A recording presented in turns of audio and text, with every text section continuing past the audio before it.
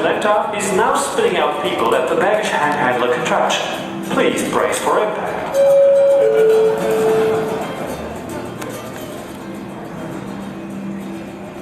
Here we go. First flight of the day. You can do this. You are a tiger. Well, no. You're not a tiger. That's absurd. You're a bat.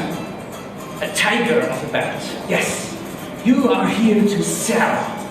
You are a salesman. A salesman tiger bat thing. Yes. Yes, you go get them, tiger. Bat. Aloha. No. Aloha. Visit Makani's Adventure Store and Bar right next to Alamana Beach. We have everything the adventurous heart desires. Blah, blah, blah. No. That's not going to work. I need to come up with something fresh and exciting. Like, Aloha. Are you looking for that special adventure? Aloha, are you looking for that special adventure? Oh. Aloha, are you looking for that special adventure? What? Did I leave my flyer open or what?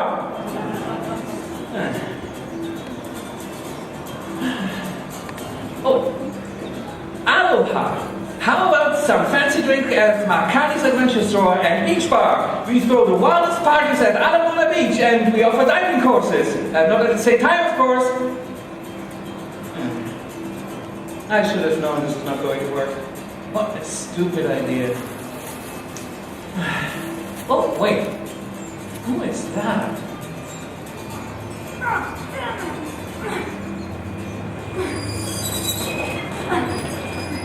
Aloha, my little wahine. Welcome to paradise. Paradise? I don't think so. Whoa, you're tense. But, you know what? I know quite the right place to chill out and have a good time. Look, I'm not interested, okay? I've had enough offers for today. Okay. Oh.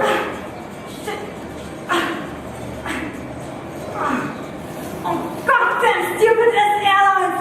I spent like $300 on the most indestructible suitcase on the market in order to put that away for this one goddamn flag! No!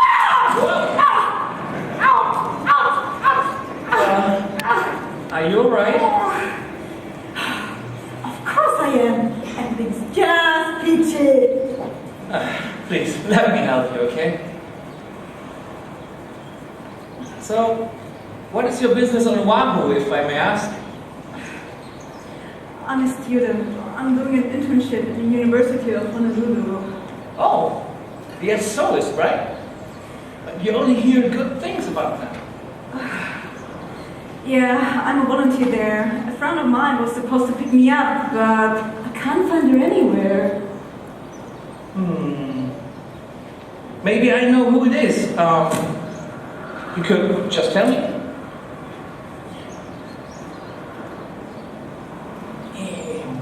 Oh. Wow. Oh, hey, give that back, you paw! Oh, sorry. Jeez. Well. Up to your own tricks, huh, Makani? Oh, hello there. Monica, I'm so glad to finally see you in person. Oh, Savannah, after so many emails, I can't believe you're here now. I'm so glad we were able to come out for this survey. Me too.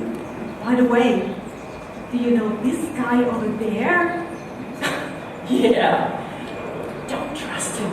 He's a total nerd. I heard that.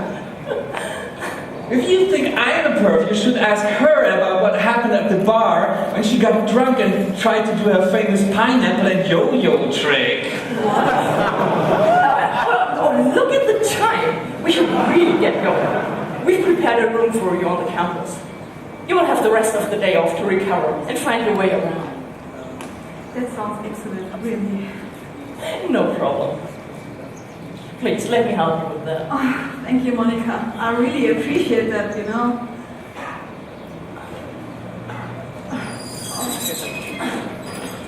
Well, good luck with your work then, Savannah. It was nice meeting you. You're welcome. Likewise. In case you change your mind, I put the flyer in your suitcase. Oh well, it was worth a try. Now let's get on with business. Ladies and gentlemen, aloha and welcome to Hawaii. Makani's Adventure Store is open until 10 p.m. We offer kite surfing, windsurfing, surfing,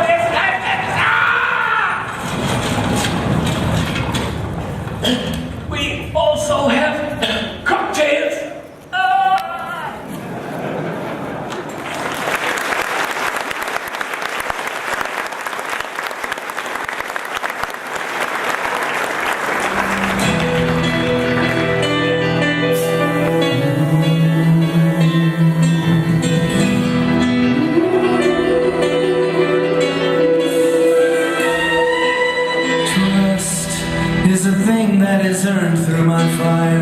It's so easily burned. Dreams are my craves to the deep, beneath the world we're struggling to keep. Help me free myself from my chain, so that we can fight this machine again. The tides they are changing, trust is forsaking, fulfill me. Surrounding, tearing and drowning, nowhere to hide. Here comes the end of time.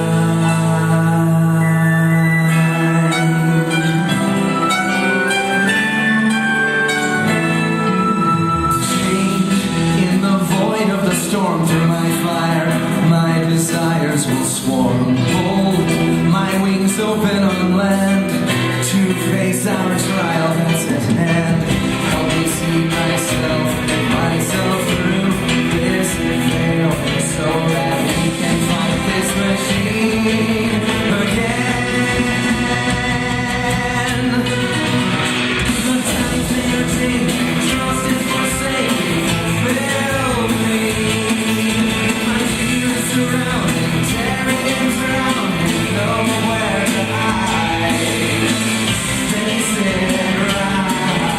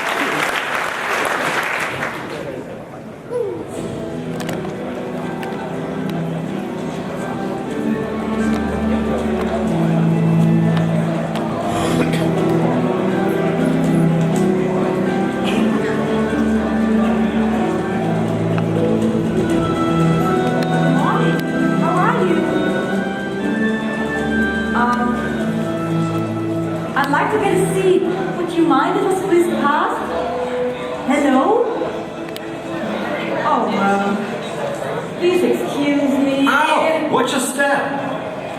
Excuse me? Hey! Ouch! What happened to asking first? But I... Oh.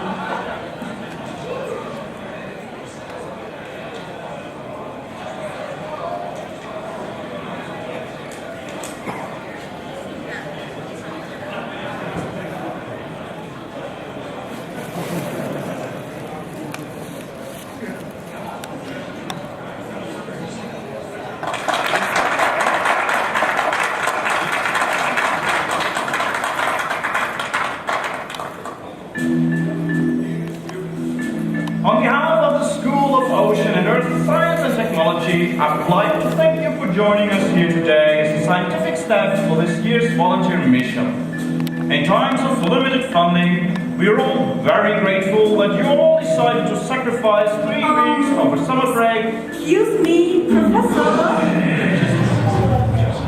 What is it? The screen is blurry. I can't read a thing. You might want to fix that. Monica, would you be so kind? Thank you. Now, where was I? I hate being interrupted.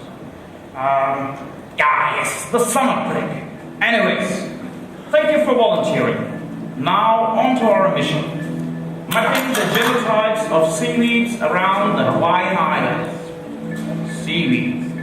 Seaweed, ladies and gentlemen, is probably the most underrated family of plants on the planet.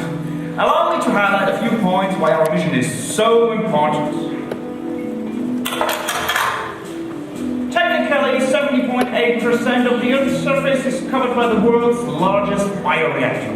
It is free. It runs on solar energy and it is 100% carbon neutral.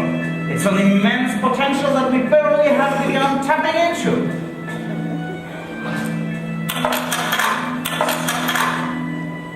Seaweed might one day become the solution for world hunger as a much more sustainable alternative to crops that grow on farmland. We might soon see seaweed farms that are the equivalent of the Midwest cornfields in the USA.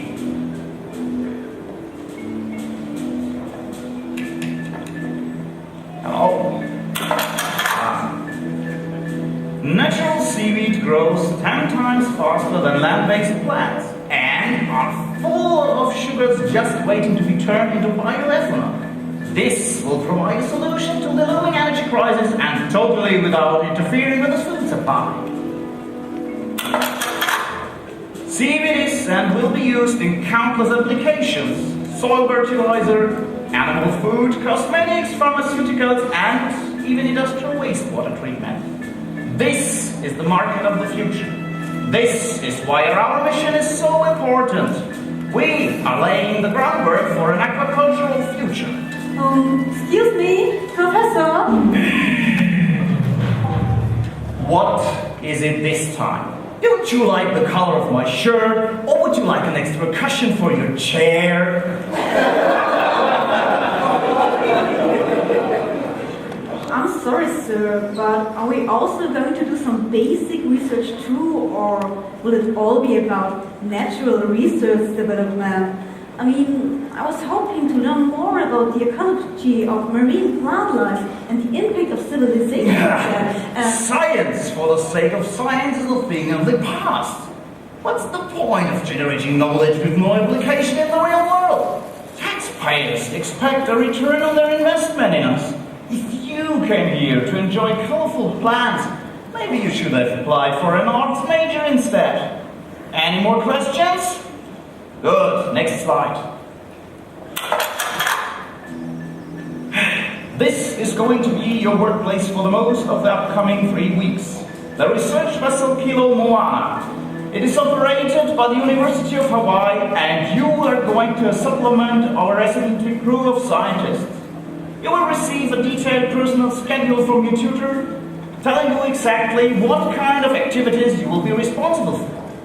Also, before you can go on board, there will be a mandatory safety training for everyone. Any more questions? I'll take that as a no. I am looking forward to seeing you all on board. Until then, feel free to enjoy the rest of the day.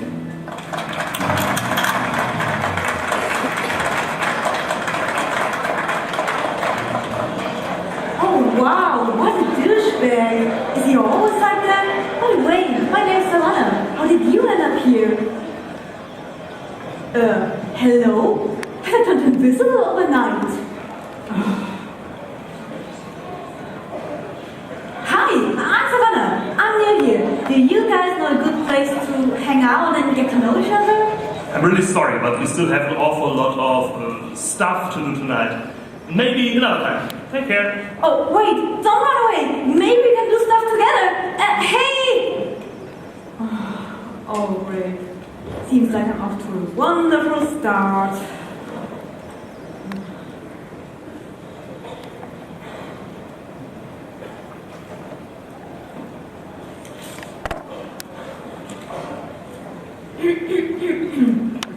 Ladies and gentlemen, on behalf of the Association of Chronically Unfunded Researchers, I would like you to thank for your contribution of free labor. Unfortunately, we can't afford to let you learn anything interesting on your own behalf because we spent all our tax dollars on this shiny new boat. And if we don't ship a solution for work peace and free beer by next Monday, taxpayers are going to kill this cute little puppy.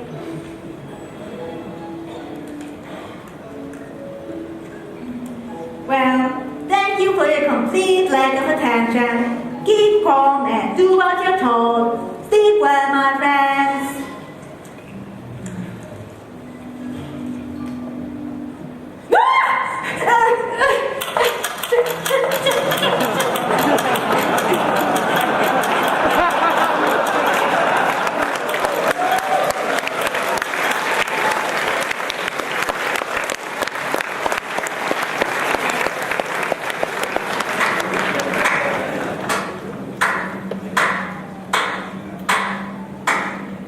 Should I help adjust the projector for you? Why, you might always fall off myself. You have quite a temper, don't you? I'm sorry, but sometimes I just have to let it all out. You should be glad that Babe didn't see you. Oh, Monica, I'm really sorry, but I grew up thinking science is what happens to people. I put band-aids on, smashed nails as a kid. When I see something's wrong, I just can't help it. Oh, yeah, I know. That's why you lost your previous internship at the research company. Something about lab animal mistreatment, right? I'm going to take the first flight home tomorrow. I guess this isn't for me after all. The whole trip has been one big disappointment so far. Oh, come on. This is your first day here, and the rest of the group are all locals. It's going to get better once you're on the boat working together. Well, Oh, not everyone here is a stiff old guy like Bailey. It's going to be fun, really. Look outside. The weather is awesome.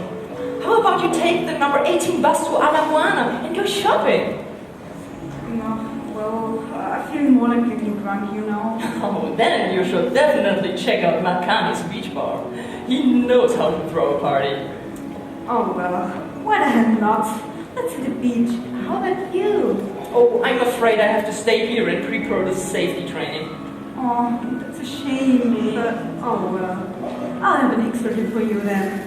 See you tomorrow, right? Yeah. See you tomorrow. Bye. Bye.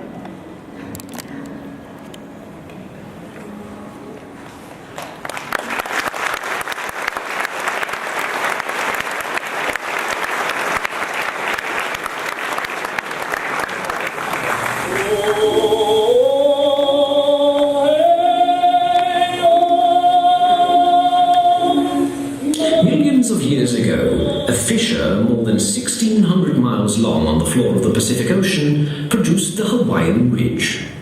Along the top of this ridge protrude the individual domes that are the Hawaiian Islands. They were first discovered by Polynesians from the South Pacific around the year 300. and by the year 900, all the main islands were occupied. Around the year 1200, Tahitian explorers arrived, enslaved the Polynesians, and started the Kahuna Nui, or High Priest line, which initiated a ruling king for each island. Social classes emerged, and the Hawaiian culture began to form. The Hawaiians ate mostly vegetables and poi, and supplemented their diet with fish and over 30 varieties of native seaweeds. The great explorer Captain James Cook found Oahu and Kauai on January 18, 1778. He was thought of by the Hawaiians as the reincarnation of Lono, god of peace. However, the cultural contempt of the missionaries could not have been more heartbreaking in what it would mean for the islanders. The Reverend Hiram Bingham wrote, "The appearance of destitution, degradation and barbarism among the chattering, almost naked savages, whose heads and feet and much of their sunburned, swarthy skin were bare, was appalling. Can these be human beings?" What followed was a slow-motion stripping of tradition, land, political power and health from the native Hawaiians. Traditional dress and dance were shamed, and the property belonging to land-rich but cash-poor locals was bought up by American and British sugar planters. Contagious diseases such as cholera, measles and gonorrhea reduced the Hawaiian population from about 1 million in 1779 to less than 88,000 in 1849. On January 17, 1893, the Hawaiian monarchy ended in a day of bloodless revolution. Armed insurrection by a relatively small group of Americans took control of the islands with the backing of American troops sent ashore from a warship in Honolulu Harbor. The last monarch, Queen Liliuokalani, yielded a throne under protest in order to avoid bloodshed, trusting that the United States government would right the wrong that had been done to her and the Hawaiian people. 5 years later, the United States quietly annexed the 8 main islands. During the overthrow, Marines landed in Honolulu and occupied key points, including the Iolani Palace. While there, the recruit found Kalakau's crown and pried off the jewels, which he then used as payment in a game of dice. Queen Liliuokalani remained an inimitable spirit, honored and revered. A queen to the end to her people, Liliuokalani died in 1917, her plea for justice unanswered. Although President Clinton apologized to native Hawaiians in 1993, a bill aiming to restore a measure of sovereignty has languished in Congress for well over a decade. And while the Hawaiians vie for political recognition that may never come, many descendants of those who profited from what an 1893 New York Times headline called "the political crime of the century" remain some of the state's wealthiest and most influential landholders.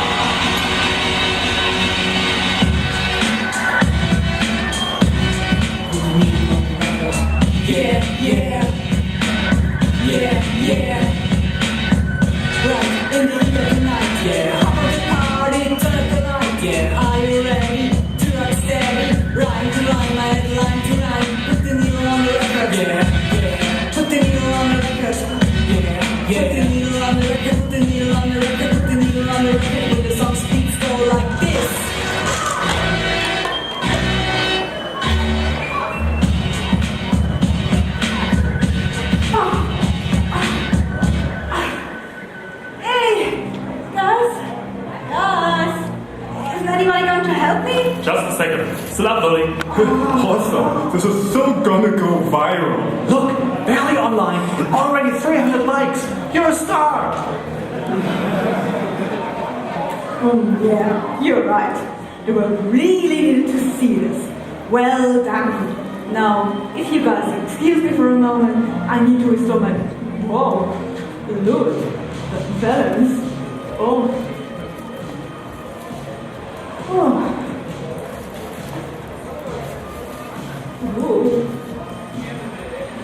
Whoa!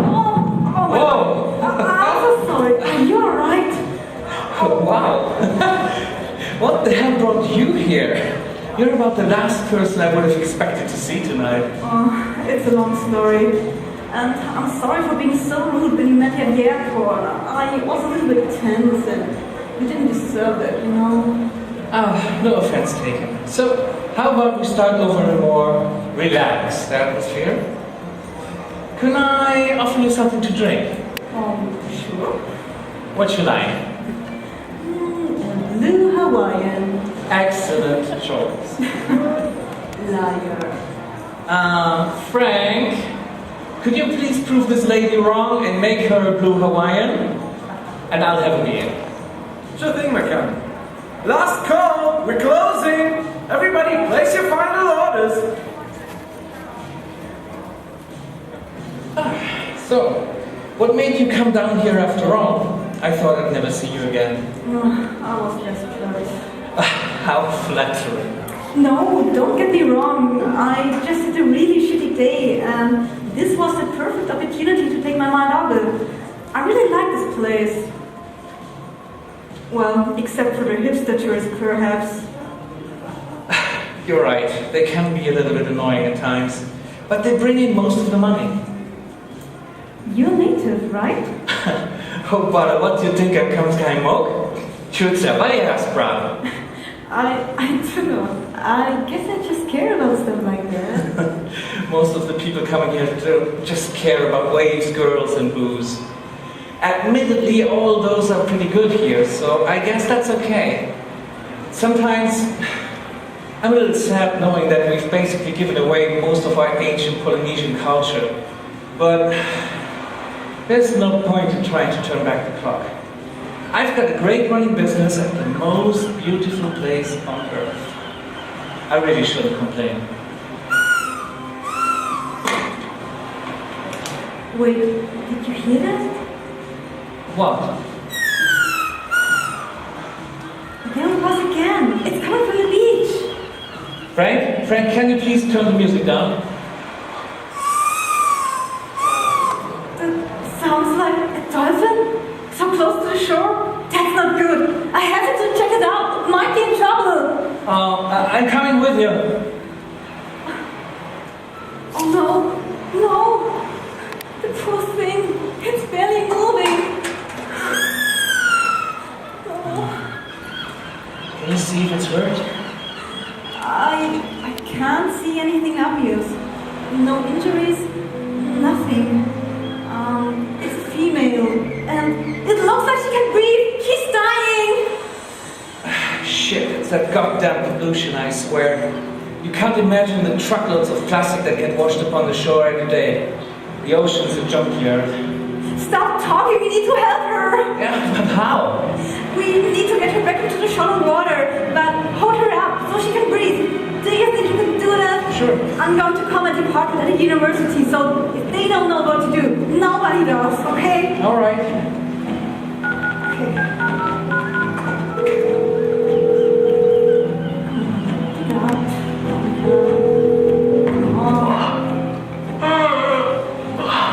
Hi, Samantha.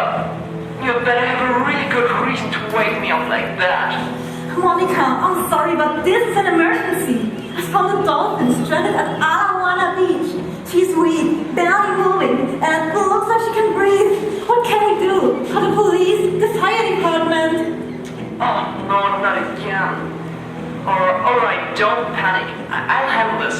Just stay where you are. I'm going to call Professor Bailey. No, what? Please, anyone but Bailey. He is my boss, like it or not.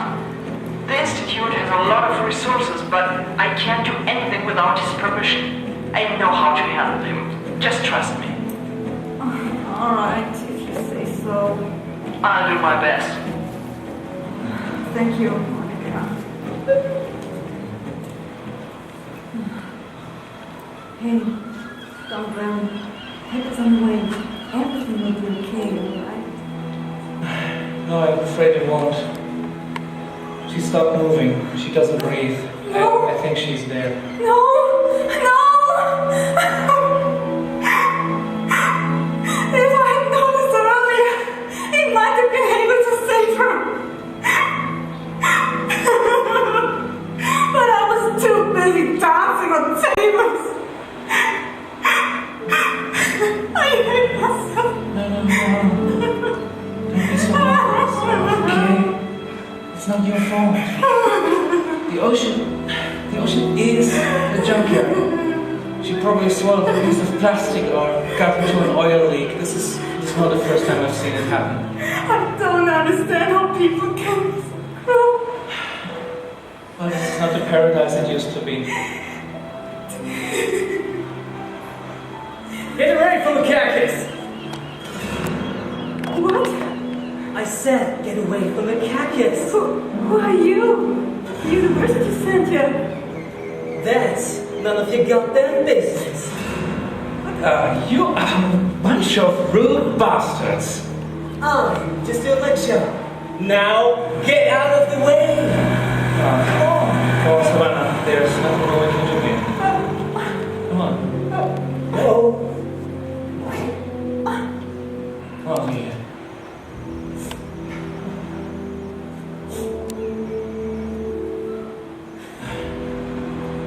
Those guys were pure as hell. Yeah, and they were here remarkably fast. Does the university have an emergency service for cases just like this one? I don't know. I'm just at their gun. I just can't get over the poor person. Just when I thought my day was finally taking a turn for the better. Oh, the day is not over yet. We still have something to drink. Oh yes, I need it now.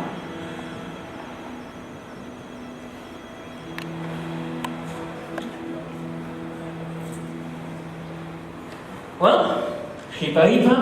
Hippa hippa.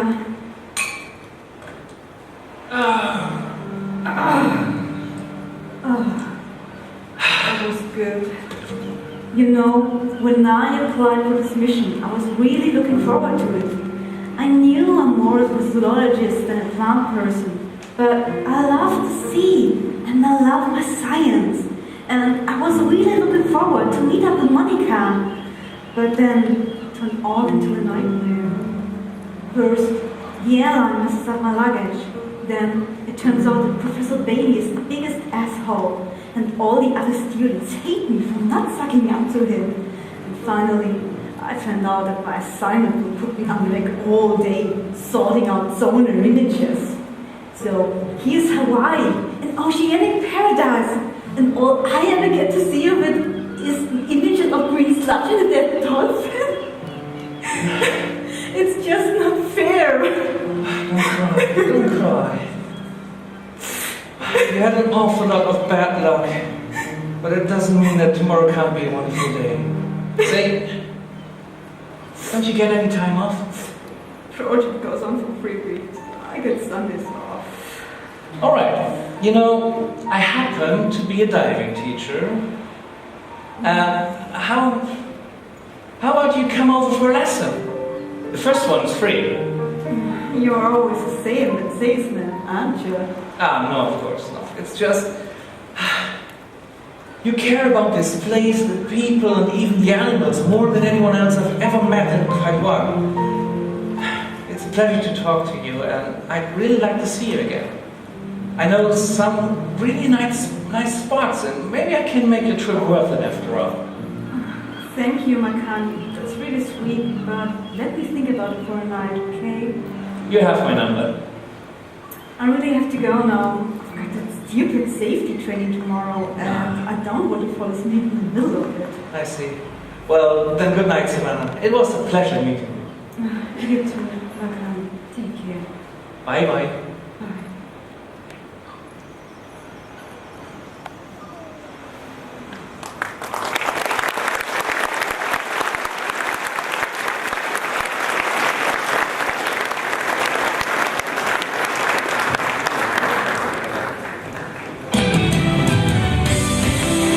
Hello to everyone and thank you for joining me. My name is Steve McDermott and as always you can find us here on Hawaii Radio K108. from 10 o'clock in the morning till 11 o'clock in the evening. For weeks now, epidemiologists in Hawaii have been working overtime to determine the source of a series of fish poisonings that have resulted in more than 50 illnesses amongst residents of Oahu and several tourists, of which more than 20 have had to be hospitalized after developing potentially life-threatening kidney failure. I'm being joined today by lead investigator Dr. Bill Marler, biologist at the University of Honolulu. Welcome to our show, Doctor. Thank you. Pleasure to be here. So, Doctor, the epidemic has been on the rise for weeks, and it's hard to believe that nobody has been able to find a cause yet. Oh, in fact, we know quite well what causes illness. It's an organic toxin, similar to those created by red algae in the Gulf of Mexico. But there have been no observations of any kind of harmful algal blooms lately, so we're still at a loss for an answer about how the toxin got into the food chain. So, how do you go about solving this mystery? It's mostly classic detective work. The first thing we do is talk to the victims, and as soon as we see a common pattern, we send out an investigation team to take samples. The one thing that the victims of the current epidemic have in common is that they all had some kind of local seafood. But that's where it ends. All spot tests we've done so far have come out clean, and the distribution is totally random. That's all I can say from a scientific point of view. In the past, you've been quite politically active, pushing for stricter environmental policies, among other things. What is your personal opinion on this incident? Well, we've had problems with our water quality for many years, but the local industry pretty much owns the government, and they decided they better not touch this issue. The result is that we, the citizens, are paying the price for it. The New York Times recently published a list of America's biggest polluters, with 1,379 facilities in the state of Hawaii alone. And the last official water test was done in 2008, more than 5 years ago. So you're saying that the danger is lurking in our waters? Yes. Many things can affect our health. Genetically modified crops, sewage spill-offs, industrial toxins, military training facilities, the biohazards of intensive livestock farming, you name it. And by our health, I mean the health of residents, tourists, land animals, and sea animals. Now, I'm not a communist, but if we want to survive, we need to put sustainability before economic goals. This is not going to be the last catastrophe of its kind. This is just the beginning.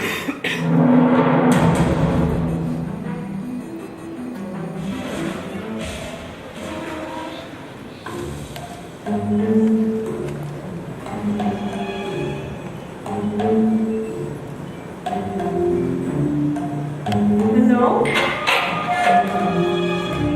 Hello? Monica, are you there? I'm ready to submit my data. Just a moment, I'll be right with you. How long are you going to be? Should I wait here or come back later? Hello?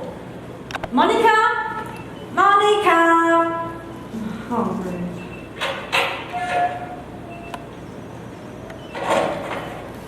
Oh, hi, Savannah. Oh, you. Wait, you can see me? What? Oh, never mind. Just being cynical, me. Monica's not here yet. Oh, that's a shame. I've got my data and want to clock out for today. Yeah, me too. If I see one more sonar image, I'm gonna go postal. Oh, hi. Are you also here to submit your data? Bingo. Why isn't Monica here? No idea. Hey everyone, do you mind if I go first? I have a date in 10 minutes and I really need to get off. Of this ship, I mean. Oh, sorry, but we are all still waiting for Monica.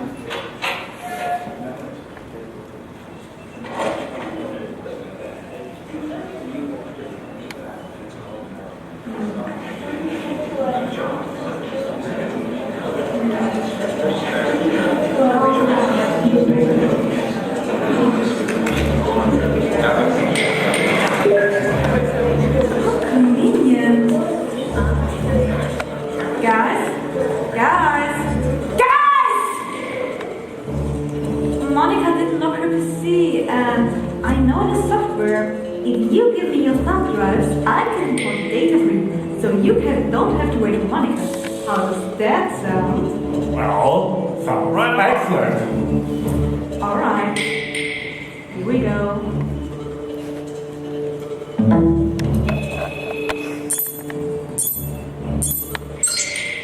All right, here we go. Now, Thanks. next one, please.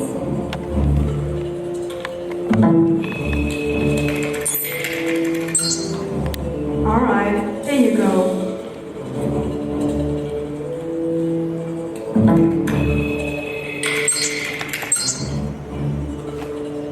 Okay, there you go. Enjoy your date, okay?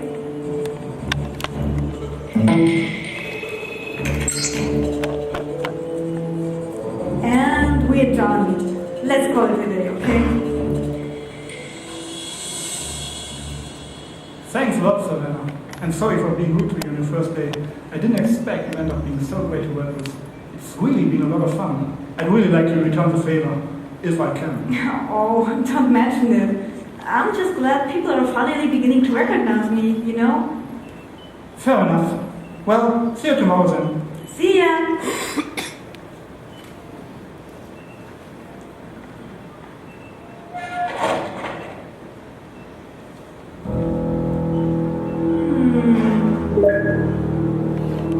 That's an interesting bunch of data we got here. The roots of the ship, water samples, the topology. It all makes a lot more sense if you put it all together. But what's that down there? Isn't that funny? A large empty white spot in the middle of the sea, and all our routes have been avoiding it. Now, strange.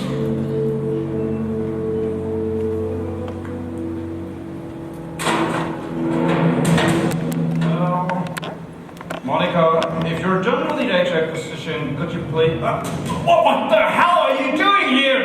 Get your filthy hands off the computer! Oh, wow, I'm sorry, I was just trying to help. You have no authorization.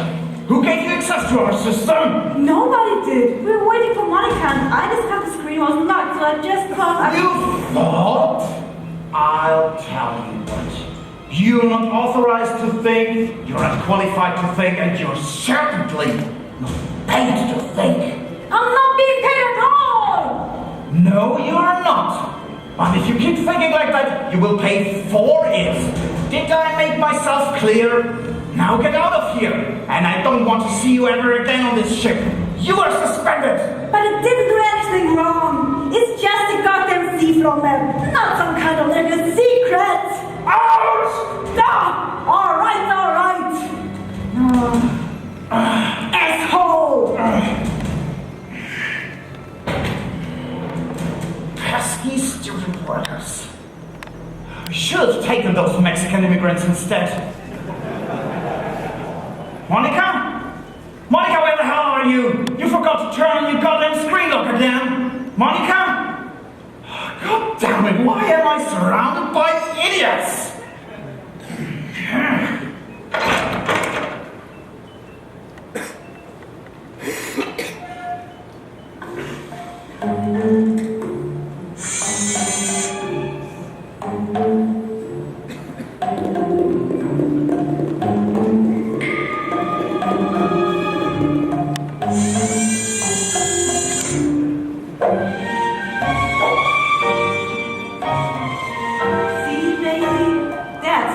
If you let other people do the thinking for you. Bloody amateur. Blows the gasket and then forgot to select the screen. Again.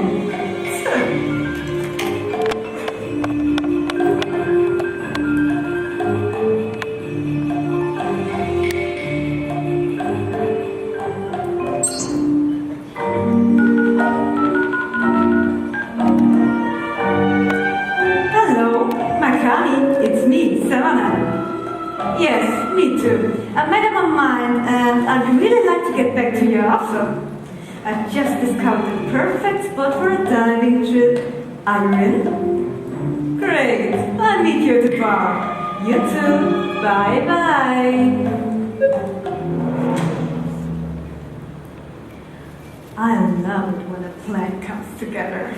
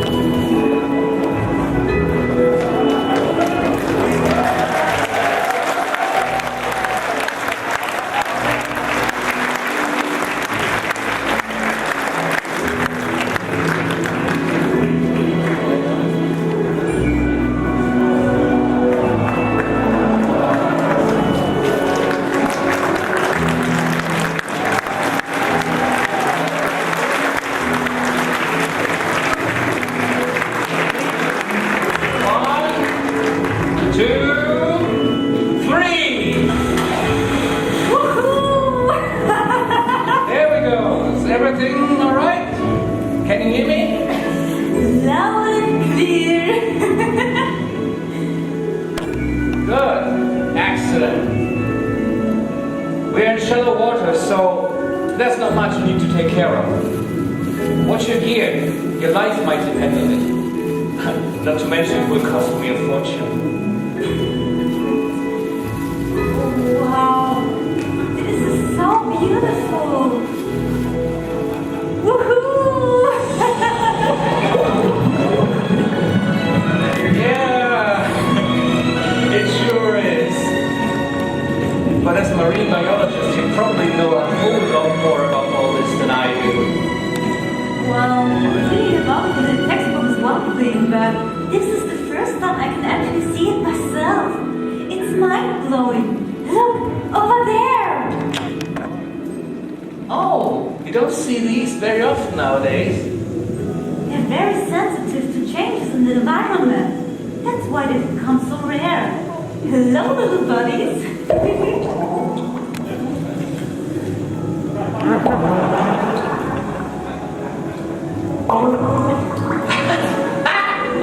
I didn't know you could do that. I need to keep that in mind when I'm down here with the next group of tourists. Whoa! Don't poke them too hard or you scare them. Oh, you're telling me that now? I thought I'm the one who's down here for the first time. Yeah, but usually I spend most of my time teaching soccer moms how not to stop breathing. I can tell my customers enough about the reef to keep them entertained, but having you around makes me feel like a student this time. Oh, wait, look, out there, a giant umbrella squid.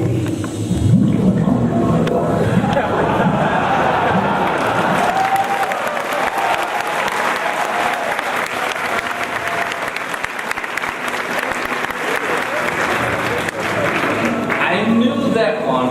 I've never seen one up so close. Thanks a lot for taking the time for me, Makani. You're very welcome. Showing a nice gal around sure beats the usual grind. Aw, isn't it cute? The boy's flirting with me. Let's suppose I was. Is that bad? I guess not, but you know, I'm here for more than just your company. Well, no harm in trying. I just want to stay for a closer look if you don't mind. Well, according to the map, this is just an ordinary public area like any other. Shallow water, lots of light, but great for a dive. That might be, but the research fleet has been avoiding it like the plague. There must be something down here. Over there. That doesn't look natural. Seaweed. Lots of seaweed. It's a plantation. Can you see the nets? Normally, you put these directly under the water surface so they get the most out of the sunlight. But these are much deeper on the water. Why would anyone want to have a patch of seaweed? I have no idea. It's not an indigenous variety. I'll take a sample and have a closer look at it in the lab. Oh, there's someone coming. We should get back to the boat. You're right. Let's go. No! Ah! What the hell? I'm coming behind you! Oh! What the hell? Who's that guy? Come on over here. Come on. Yeah, come on, you bastard! Oh, yes. Fuck off, you loser! Savannah, are you alright? My arm! I can't move my fucking arm! She's hurt! Can you swim? I'm not sure. We need to get the hell out of here. Get on my back. I'll take you to the surface. Alright. Be careful with the tank. There we go. Ready? Ready? Alright. Hold on. Sounds like he's getting off. He'll leave you. Oh, they're not leaving.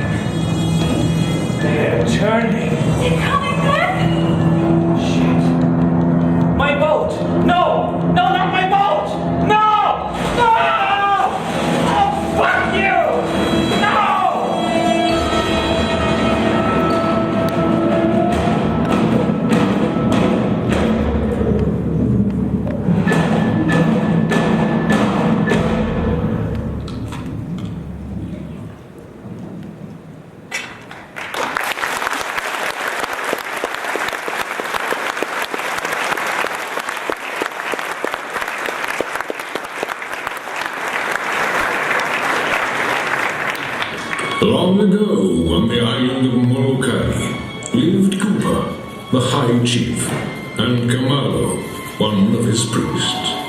Kamalo had 2 sons who had great courage and accomplished great feats of daring. Inside his house, Chief Kupa kept 2 magnificent tiki drums, which he used to talk to his priests over great distances. One day, when Kupa was away on a fishing trip, Kamalo's sons entered the chief's home to have a look at the drums they had heard so much about. And although their father had taught them the ways of the temple and that things sacred to their gods must not be touched, the boys began to beat the drums. The chief became furious when he heard about the sacrilege. In a fit of rage, he killed the boys and presented their bodies at the temple's altar in sacrifice. When Kamalo learned what Kupa had done, he swore revenge. No match for Kupa on his own, he consulted with the prophets and seers of all deities throughout Molokai. But everyone was fearful of the high priest and refused to help. Eventually, Kamalo came to the cliffs that overlook Kalawao and Kalaupapa. On the side of the cliff, Kauhu, the shark god, lived in a cave protected by 2 ancient Hawaiian dragons. Everybody knew that Kauhu arrived to his cave by riding the 8th wave in a set of giant waves, devouring any man he laid eyes upon. But Kamalo was desperate, so he climbed down the cliff and hid behind a pile of driftwood near the cave, counting the waves crashing against the cliffs. The waves climbed higher and higher until the 8th one rose up, and suddenly the shark god emerged from the deep. Kamalo sat silent, but Kauhu smelled him and immediately leapt upon him, jaws open to reveal sharp, shiny teeth. Kamalo cried, "Have mercy! I must avenge the death of my sons, and the prophets of all the other gods have turned me away. Please help me!" And much to his surprise, Kauhu, his final hope, was overcome with pity and let him go. The shark god instructed Kamalo to return to his village, prepare a sanctuary surrounded by sacred white tapu-kapu staves, and await a giant cloud floating against the wind over from the Lanai island. From it a rainbow would appear, and Kamalo would know the shark god had arrived. Kamalo returned to his home, placed the kapu staves in a last ring on the cliff, and called all those close to him together to live within the enclosure. Then he waited, with his eyes cast toward Lanai. Months passed until the cloud appeared. It traveled against the wind and came to rest above the mountains that loomed over the Mapuleo Valley. A rainbow appeared, and the winds began to pick up force. Towering dark storm clouds soon blew in, and a great storm began to rage. Lightning broke the sky, and water rushed down the mountains into the valley in a flash flood of such force that everything before it was swept up into it. The only area that was not devastated was the sanctuary, where Kamalo and his followers watched in awe.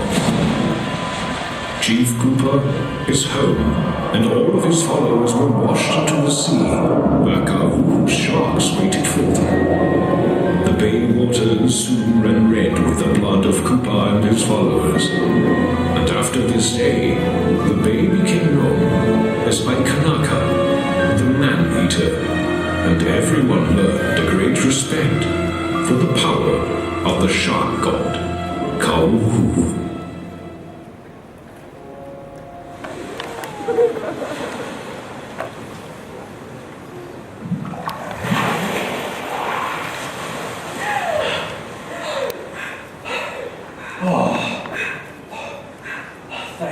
Thank God, whoever they were. How are you doing, Savannah? Cold. It's probably shark. I need to get you to a hospital. Here, come into this. Oh, shit. careful with that arm. Shut up! I know!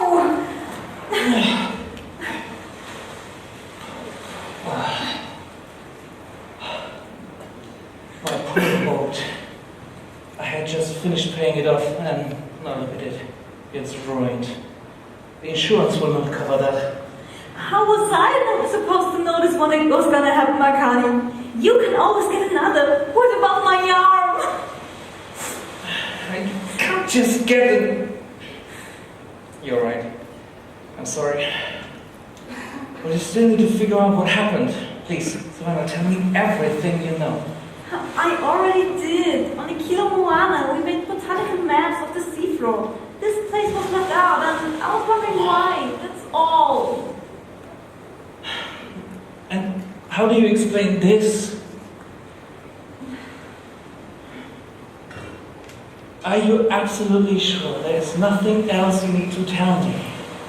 Well, yeah. I admit Professor Bailey wasn't exactly happy when I accessed my supervisor's PC without his permission. But I just thought... You did what? Helen, it didn't occur to you that this data might have been classified? Or that they might have had good reason to avoid this area? Oh, bullshit. Nothing was classified. I just put together all the data I had just collected. And Bailey's always quick like that. Didn't think anything of it. Look at the mess you've got us into. I'm ruined, you're hurt. We could have died. I'm sorry. I really didn't mean to. I just want to... I can't believe I let myself be talked into something like this.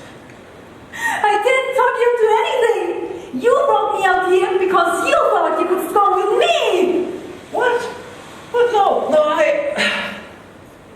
No, Savannah, if that's how it seemed to you, then you don't get me. It's not like that. That would be ridiculous. I really like you. All of you. You're not like those zombies that come to my store every day and care for nothing but their tan and impressing their idiot colleagues on Facebook. You're full of life and joy, and things matter to you. You fascinate me.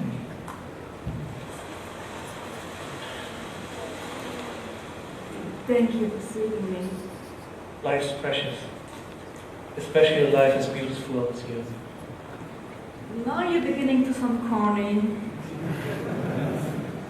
And does that make you feel uncomfortable? I think I'd like to talk about something else. Why? Let's just say I'm not exactly a people person. Most of my friends are online friends. Come on. I saw you were at the bar a few days ago, so I don't believe that for a second. You don't know me or my life story. I'm sorry, I didn't mean to cross the bar. How's your arm doing? Lot. That's the salt water. It will make it sting like a bitch. Let me stop. Yeah. You're lucky. It's just a graze. Grace, yeah, right. Do you have any idea how we're going to get back to the shore? Let's see. We're about 10 miles from the beach. It's getting dark. And nobody's gonna miss us before morning, so I'm afraid we could be here for a while.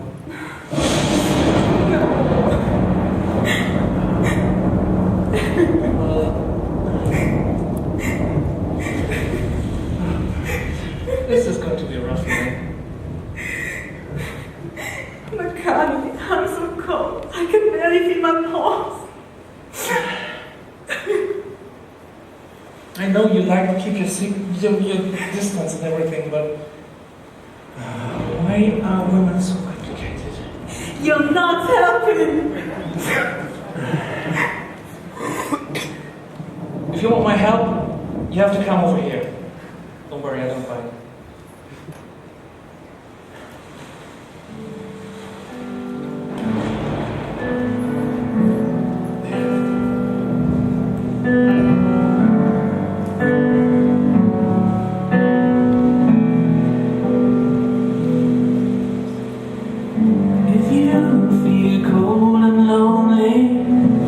right next to you,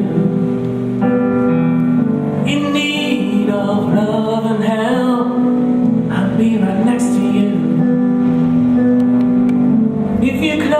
your eyes at night, you never see the stars. Take my hand and I'll protect you and kiss away the scars. But I can only help you. You let me into your heart. My arms are open for you. You need to make that step towards me. I'll be right next to you. A new day will come. I'll be right next to you. I want to see you smile again. I'll be right next to you. Let me be the one. Trust me, don't lose hope behind the rainy day's horizon. Shines the sun.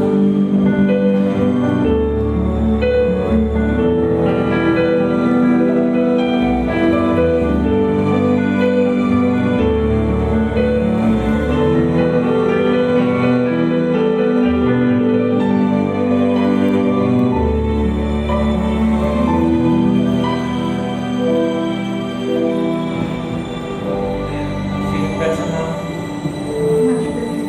Thank you, Lacan. I'm really sorry about your boat. I promise I'll find a way to pay you back. When we're back ashore, let's talk to the police. Maybe they'll be able to make sense of this mess. Seems like this has turned into a full-fledged storm. Yes. Yes! The wind is picking up. Why is that a good thing? Because it means we'll be home soon. But how? Hang on to the board. You'll see.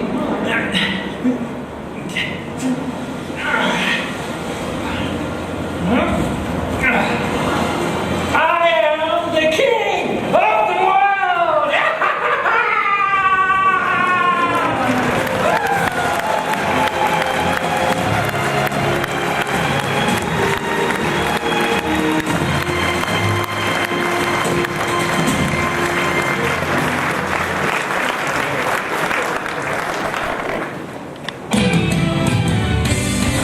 It is now 10:45 p.m. and you're listening to the Talk of the Town on Hawaii Radio K108. My final guest for today is Dr. Maurice Kaya, author of the new Clean Energy Study commissioned by the Department of Business, Economy and Tourism.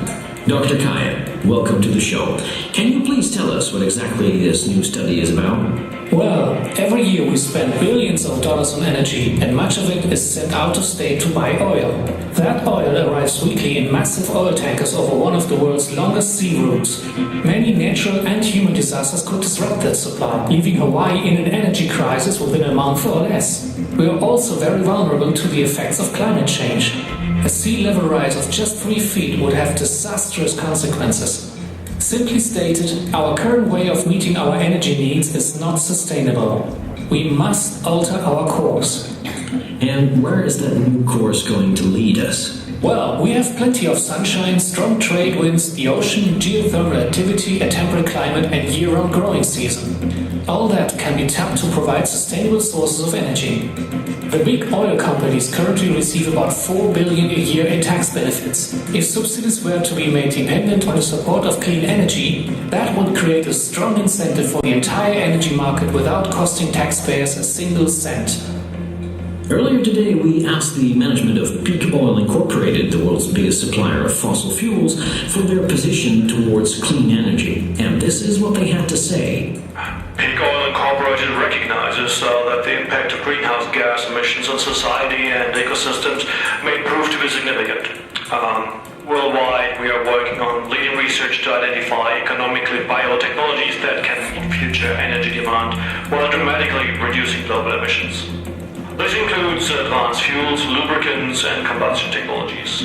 Wind and solar are intermittent energy sources, but climate change can be addressed only by making use of additional sources such as natural gas, which can keep the electricity flowing when the sun doesn't shine and when the wind fails to blow. So it seems getting all the stakeholders to sit down at one table and agree on a common definition of clean energy is not going to be an easy task.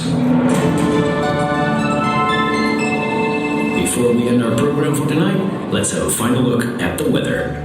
Hurricane Juliet remains active in the eastern Pacific, sliding by to the south of the islands. For the next few hours, we should be prepared for lightning, 30 to 50 miles per hour winds, heavy rain, gusty winds, and high surf. In the early morning hours, however, a big high-pressure area will begin to push westward and likely move the thunderstorm threat west and off the islands as well. Tomorrow morning is going to be partly cloudy with rain showers. And then it will be clear. High of 81 degrees, breezy with winds from the northeast at 15 to 25 miles per hour. I'd say that tomorrow the chance of rain is about 20%. And this concludes our live program for today. Thank you for joining us. My name is Steve McDermott, and I wish you all a wonderful night.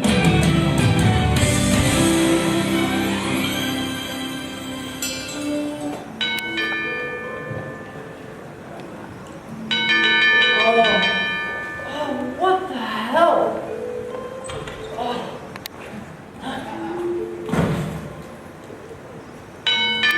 I'm coming already! Do you know what time it is? It better be important.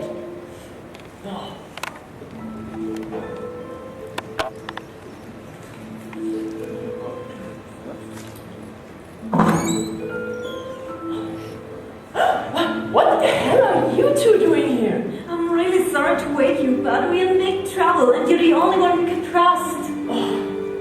Make yourselves at home. Thank you.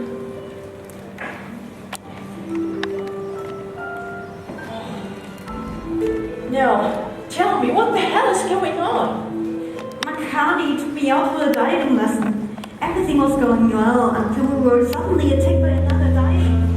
We managed to fight him up, but he destroyed our boat. We only barely survived.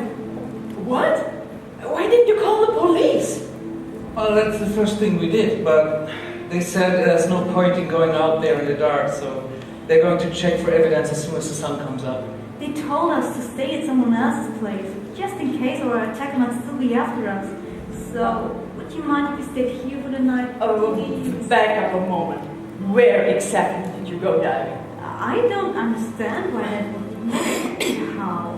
I mean, we just... Show it to me on the map. It was about here. Oh, damn it!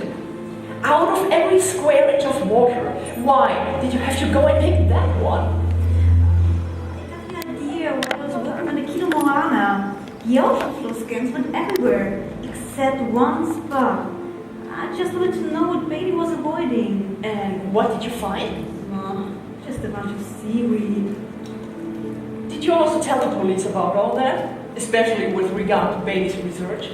Yes, of course. I told them everything. Oh, damn. You're in deep trouble. When the police knocks on Bailey's door, he will know that it was you at the plantation, and he will go searching for you. Oh, really? Why? And what do you know about the seaweed field? Well, there's no point beating around the bush anymore. I'm working for an activist group called World Environment Justice, and we are trying to get to the bottom of Professor Bailey's research.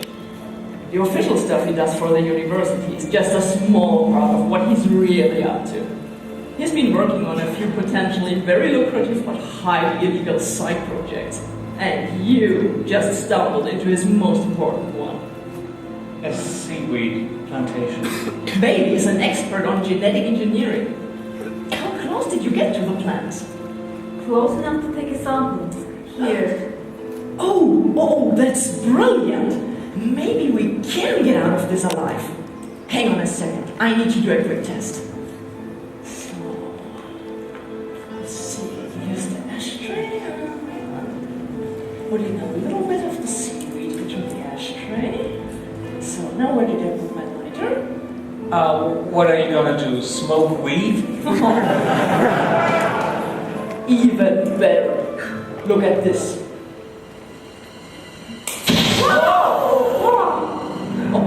Whoa, that weed packs quite the punch. It's nothing short of revolutionary. Bailey actually has a patent on this stuff. But we never knew if it was just a theory or if it actually managed to pull it off. This stuff is basically instant fuel that grows on the seafloor. No drilling, no transportation, no refineries. Clean energy almost for free. But isn't that a good thing? Well, Baby isn't interested in the environment. He's been shopping around for potential buyers for his patent. If he manages to show proof that it works and cover up the side effects, it will be worth billions of dollars. Side effects? What kind of side effects? Yeah.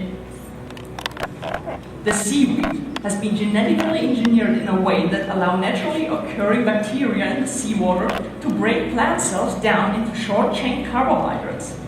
The strands will die off, float to the surface, and all you have to do is pick them up.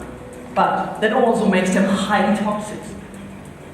What we have here is an uncontrolled population in the middle of the most fragile ecosystem on Earth.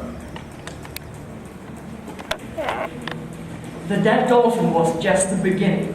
If this stuff begins to spread, and it will, this is going to be the biggest ecological disaster of the century. Oh my god. If he manages to sell the patent before the bad news hit, he will be one of the richest men on Earth. Rich enough to survive any amount of bad PR, and rich enough to easily dispose of people like you and me. Why didn't you report him right away? Because the authorities do not believe in conspiracy theories. But now we have a sample, and the location is officially on file. We must go and show it to the police before Baby finds out that you're still alive. We must stop him. What the hell? Who's there? This is the police. We have some additional questions from Mrs. Van Camp. Please open the door, Mr. Rowland. Talk of the devil and his horns up here. Maybe you don't have to run after all. Just a moment.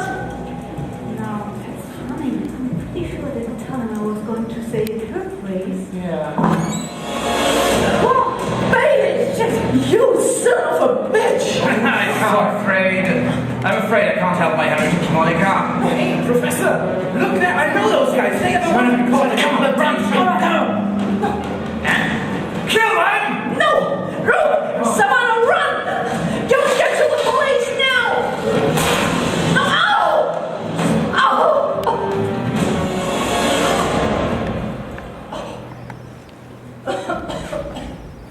Now get up, you little shit, and tell me you're working for. And don't give me that activist nonsense. I know you've been spying on me for quite a while, and I want to know why. Don't shoot or you will regret it. Really? Now, what's the deal? Okay, let's pull all our cards on the table. You are right. I am not an activist. I'm working for Big Oil Incorporated. Industrial espionage by the third largest oil company on the planet? Classy. And what do you want?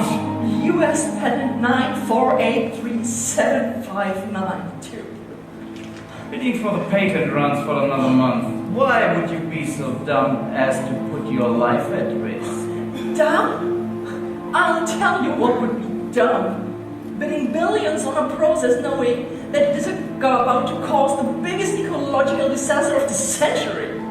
And I wonder how much your bidders would still be willing to pay if they knew about this. No, the process is sound. The toxicity is nothing but an unforeseen mutation. The first generation of plants was both non-toxic and sterile. But the ones that were planted on the ocean floor weren't. We made sure of that. You sabotaged my operation! Yes, but there's the good news. We also inserted a genetic kill switch. Just a few molecules of the right substance are enough to kill off all specimens in a 100-mile range.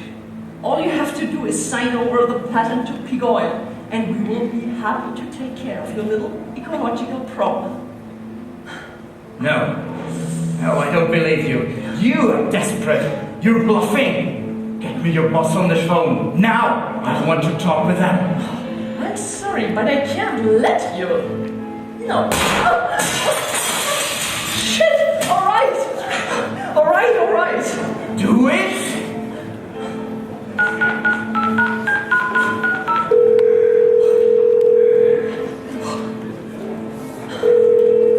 Yes? This is Professor George Bailey. The rules of the game have just changed. Bidding will no longer close next month, but tomorrow at noon. And peak oil had better be the highest bidder, or else... He means it! Please help me! You will never see... I'm sorry, Miss Rowland, but I won't let myself be blackmailed. The company will keep exit 1 open for you for the next 48 hours. That's all I can do. What? You're pulling that on me now? And what do you think I am? Fucking James Bond?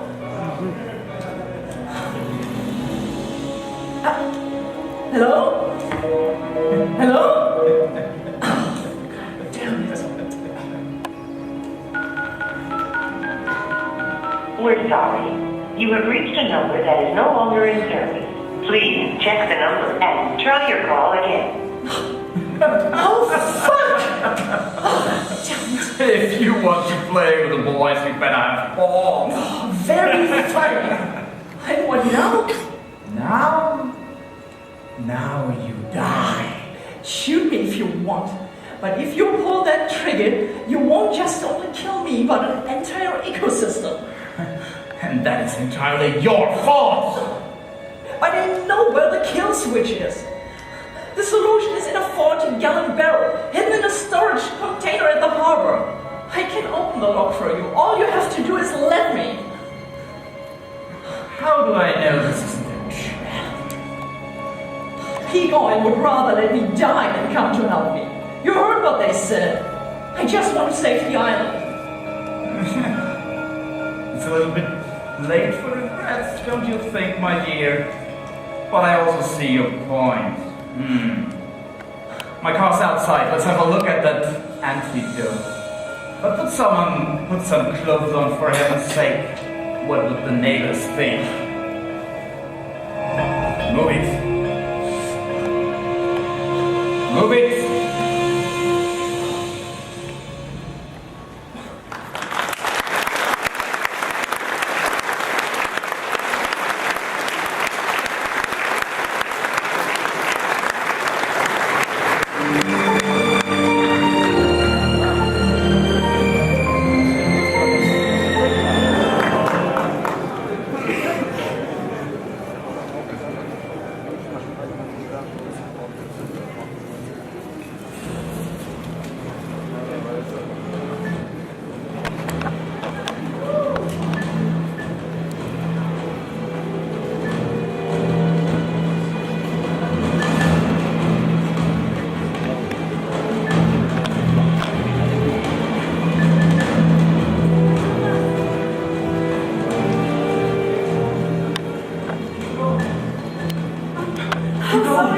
I'm sorry. I'm completely out of breath. I can't. Where did they go? I thought it turned to the right. There, in the yard. Shit. We need to hide. Quick. All right. Hide. Please hide.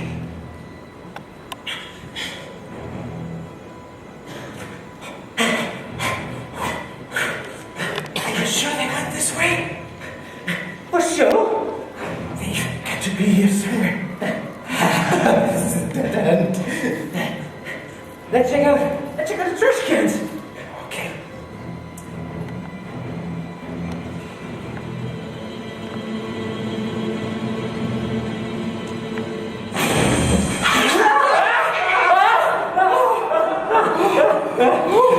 Holy crap! What was that? It was just a cat, idiot. Just a cat, huh? Yeah, you're right. Still, the next one is yours. Coward. Coward. My ass. Look at me food. Coward. Come on.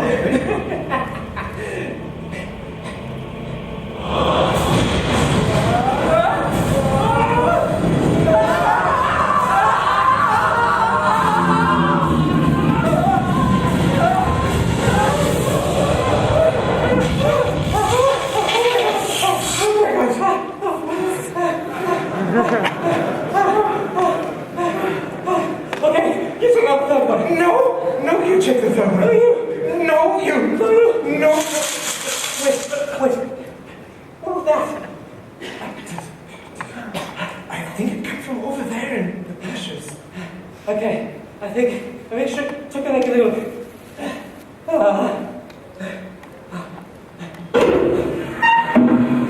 I don't want to know what we find in there.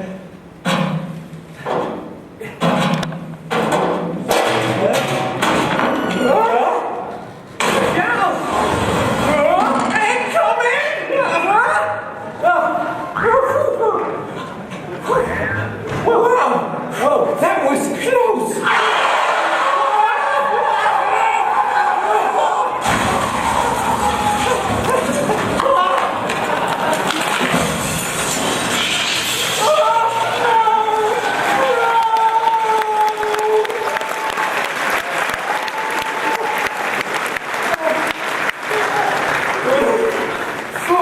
For fuck's sake, you fucking dumbass shit cocksuckers!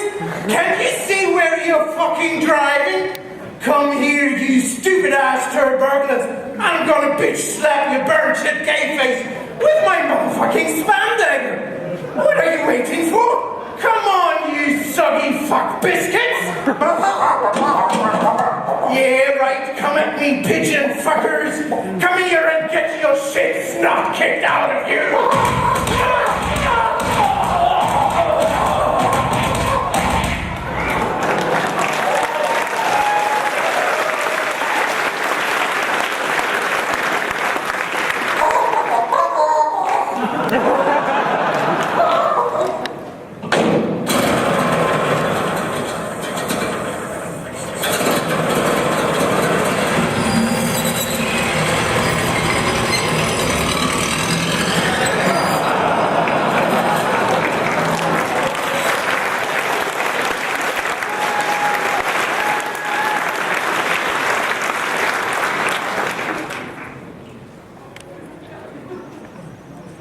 Well, that escalated quickly. I'm so not looking forward to explaining that to the police. Things should remain unsaid. Yeah, but first we have to get there. Monica needs our help now. The police can wait.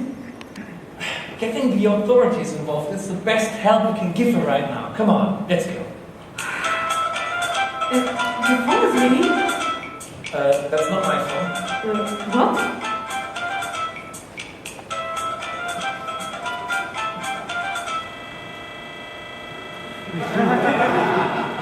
Seems like someone's calling him on the phone. It's strange. Should I pick him? Yeah, that's your chance. Disguise your voice and see what information you can get out of him. Okay, whoever that is. You sure you should? I mean, anything could happen, you know? If it's a call on their phones, it has to be Bailey. Come on now. You sure? Yes. Alright. But what if he recognizes my voice? Makani. Bailey doesn't even know you. Well, yes, but, I mean, he's been at the bar a few times. Don't be such a scaredy cat. Come on now. Alright. But, I mean, what if he asks me something and I have no idea what to answer? You know, it could be, this could go very, very far. It rings again. Come on now. Pick it up. Bailey, I need your report. Did you get the student and her friend? Hello? Sorry, boss. I have just one bar of coverage. I can barely understand you. Did you kill the student and her friend? Affirmative, both dead. Where can we meet you? Clean up and leave. I have Monica. Come to Pier 24, but stay out of sight. Might be a trap. Hurry. Affirmative. Monica's still alive. This is our chance to rescue her. What do you think? Who do you think we are? Batman and Catwoman?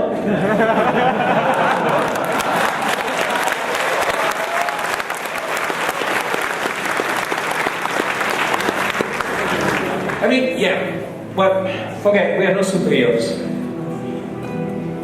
She risked her life to save us. We can't just leave her. You can go to the police if you want, but I'm going to the pier. No. If we're splitting up, then I am going to the pier. You go to the police station. No. I don't want you getting hurt again. But Take the phone. Tell the police about Monica. They go straight to the station. No buts. I'll take one of these guys' nuts. Don't worry. I'll meet you at the station when this is over. Take care.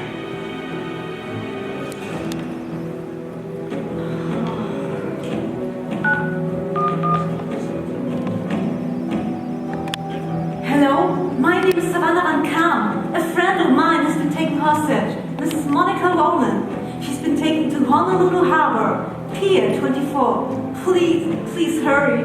Her life is in danger.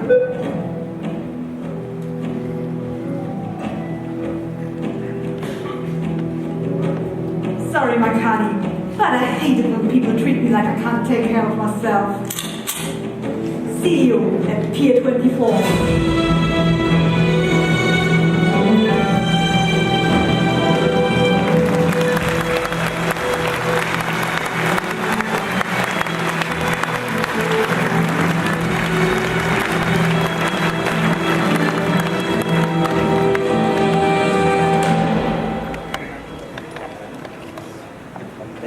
Once upon a time in Honolulu, there lived a man named Kapoi.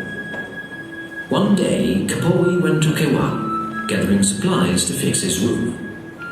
On his way back, he found some owl's eggs, which he gathered together and brought home with him. In the evening, he wrapped them in leaves and was about to roast them in hot ashes when an owl perched on the fence which surrounded his house, shrieking with grief and complaint. "Kapoi! Kapoi! Give me back my eggs!" Kapoi asked the owl, "How many eggs did you have?" "7 eggs," replied the owl. Kapoi then said, "Well, I plan to roast all 7 for my supper." "Oh no, Kapoi, please give me my eggs." "Why should I do that? I'm hungry." "Oh, Kapoi, you are such a heartless man. Look at me. Why don't you take pity on me?" Kapoi looked at the owl, and she looked back at him with amber, pleading eyes. It was then that Kapoi realized he liked the owl, and he began to feel pity for her.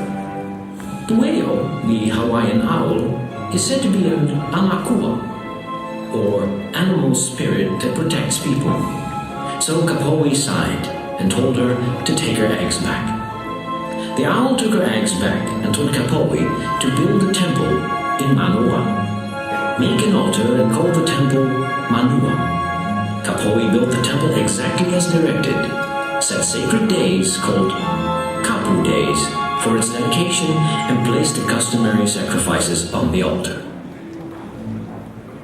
Kakuhihewa, the king of Oahu, was living at the time in Waikiki.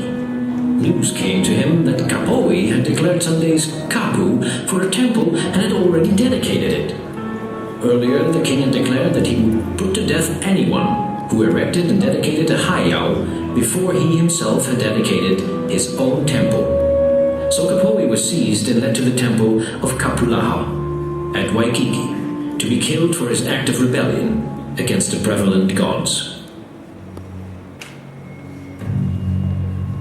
That same day, the owl that told Kapoi to erect the temple gathered all the owls from Lanai, Maui, Molokai, and Hawaii to one place at Kalapueo. But nobody took notice of the birds. Not yet. It was decided by the king that Kapoi should be put to death on the day of Ka. When that day came, at daybreak, all the owls left their places of rendezvous, darkening the whole sky over Honolulu with their wings. And as the king's servants seized Kapoi to put him to death, the owls flew at them, backing them with their beaks and scratching them with their claws. Then and there was fought the legendary battle between Kakuhihewa's people and the owls. Even with their best weapons, the people were helpless against the owls striking them from the air. And at last, the owls conquered.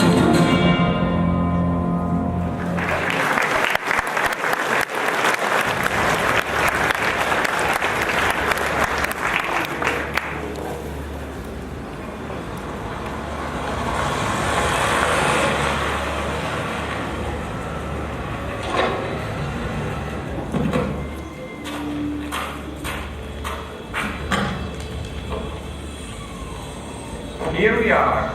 I hope you had a pleasant ride. Delightful. Although I could have used a cushion. Very funny. Now get out of the trunk.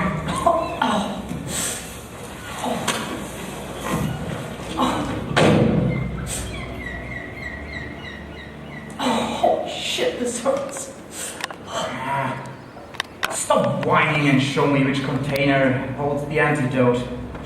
Where is it? Technically, it's not an antidote. It's a deactivation agent. I don't give a damn what it's called. Just show me where it is. Oh, right over here, in this container. All right. Open it. Slowly. And don't do anything stupid.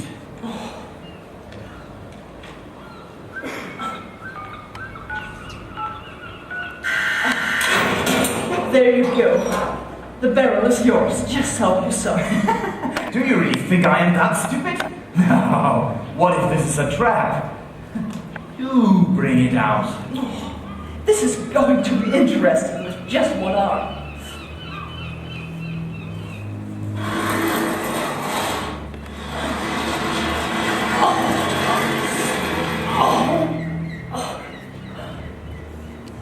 Oh, there you go. Oh shit, this hurts. The boat over there is mine. We can deploy the agent right now. I think I'd better handle this now by myself. What? No! Oh! Oh! Baby! No! You're making a terrible mistake! Baby! Don't leave me! Only I know how to stop the agent. If you go wrong, it's not going to work. Didn't you just say a few molecules are enough? I think I can manage that. Aloha away, Monica. And give my regards to the fish. No, baby! Stop! Stop! Let me out!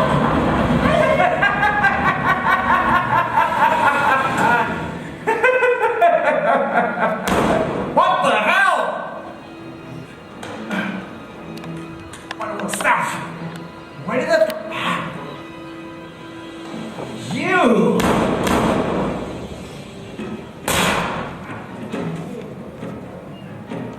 Give up, baby. Police are running in the way. Yeah? Let them come! I'm going to stuff so much money up their asses they will be looking like Thanksgiving turkeys when I'm done with them.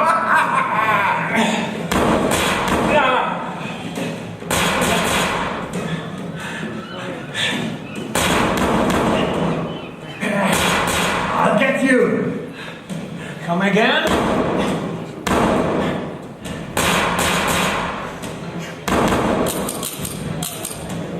Holy shit, Batman. That was really stupid.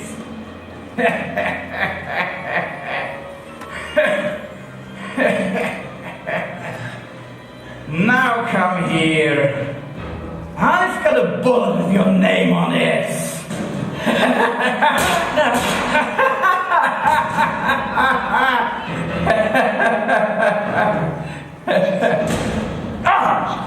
What the hell?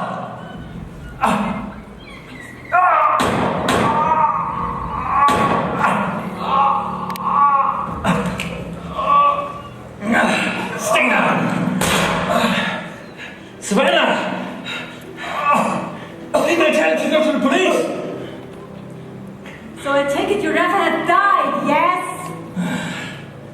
sorry, but... yeah, that was a red stupid thing to say. I'm sorry. I was worried about you. Almost. I was worried about you. Could you please stop treating me like I'm a helpless little girl? I will, I promise. I'm glad you're here. Thank you. Savannah, is that you? I'm up here. Can someone please let me out? Of course, I'll be right there. Just a second.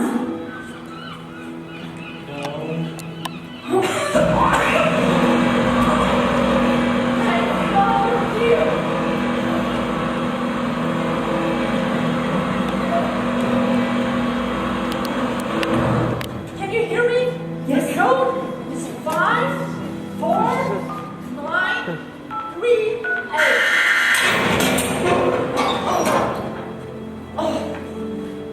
Where is Bailey? Over here. See, George, this is what happens to people who talk too much. You are part of this, Monica.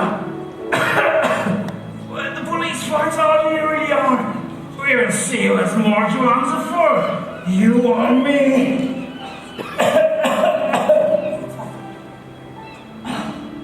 I'm sorry. Ah! But there are more things in play now, George. Everybody, drop your weapons, now! What the fuck? Hey! Are you crazy? We just saved your life.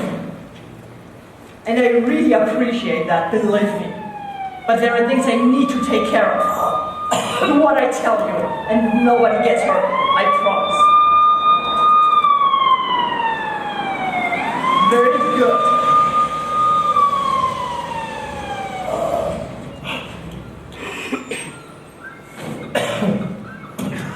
This is the police! Drop your weapons and show me your hands! No! Pull back or the server gets it! I am not joking! Pull back now! One armed person, marked female, see hostages. Okay, I got my way. My name is Makani, yes. I want you to load the barrel into the boat. Quick. If you hurt Savannah, you are dead. That's all up to you. Don't trust the bitch. Everything she says is a lie. Do you really believe she's working for more than environment justice? She's nothing but an industrial spy. She works for pig oil. All I wanted was clean energy for everyone, but she sabotaged my project. Monica made my seaweed turn toxic. It's all her fault. Shut up, baby! Nobody would have got hurt if you hadn't started shooting at innocent people. Monica, is that true? Have you really been lying to me all this time? I'm so disappointed in you. I must finish what I have begun. I'm sorry. Now, everyone into the boat. Except you, George. You can tell the police whatever you want. Aloha, Professor.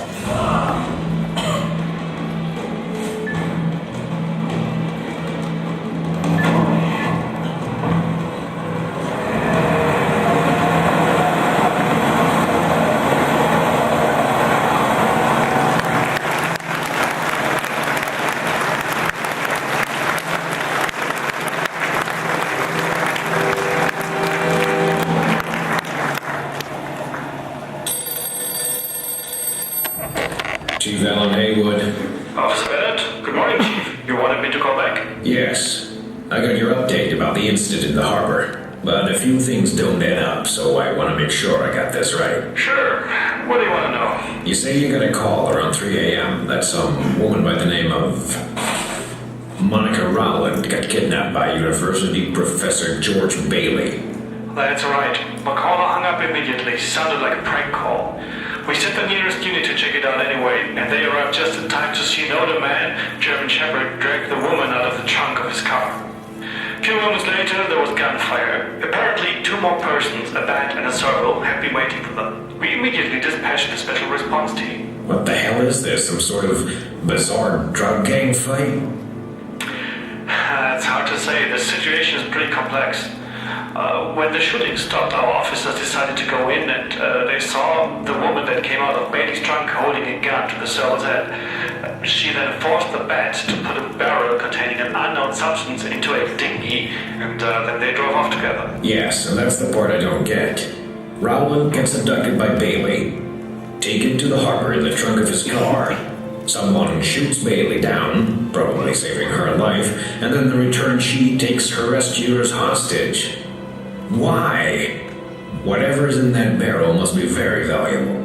They're either trying to bring it to another ship or get rid of it, probably including the hostages.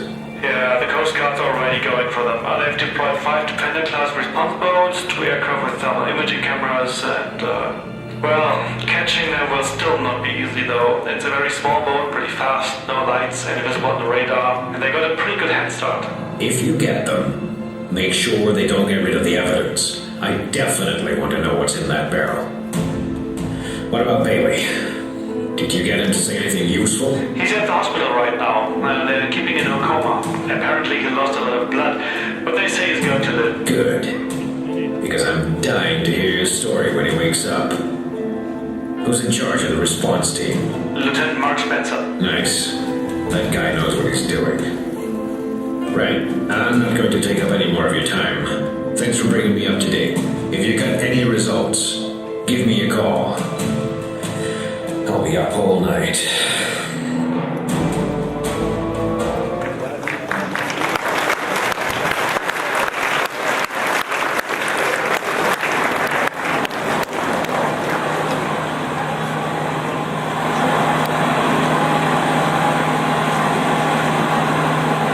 Stop the boat. Here we are. Baby's contained.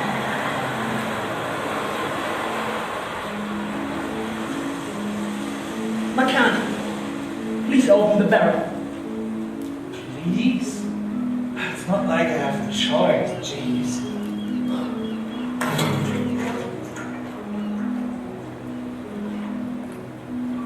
There, now? Dump it. Into the water. Yes. Throw it overboard, quick. Right?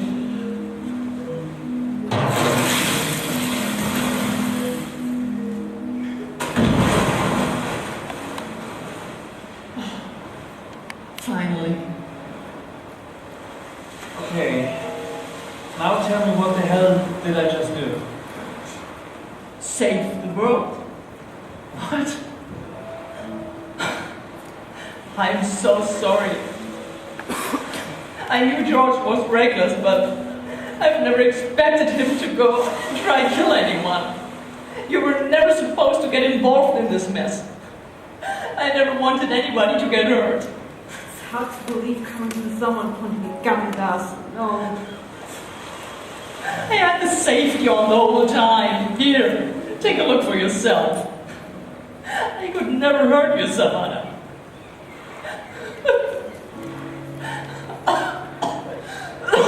Oh, Monica, you're right. Oh.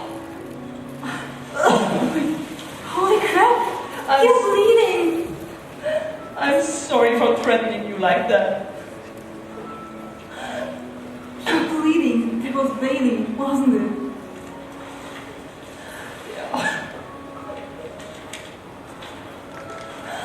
He wanted to kill you. I tried to stop him. It was very brave of you. I got exactly what I deserved. Everything Bailey said about me is true. I lied to you. I'm not one of the good guys. I really do work for Peak Oil. It was my job to sabotage Bailey. It didn't risk a disaster. We did. We made his seaweed toxic to get his patent without having to bid against our competition. Sell us all intellectual property or be held responsible for the disaster. It was blackmail, plain and simple. Why did you have to do that?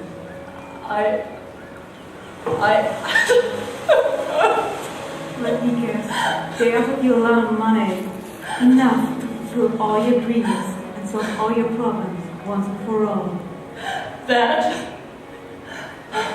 And I always wanted to get back at Baby, that stuck-up arrogant dog.